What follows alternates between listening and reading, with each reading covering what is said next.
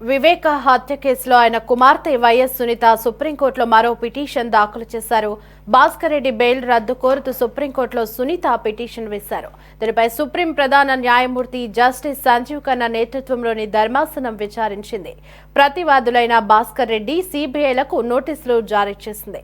గతంలో సిబిఐ దాఖలు చేసిన భాస్కర్ రెడ్డి బెయిల్ రద్దు పిటిషన్తో సునీత పిటిషన్ను ధర్మాసనం జతచేస్తూ తదుపరి విచారణను మార్చి మొదటి వారానికి వాయిదా వేసింది.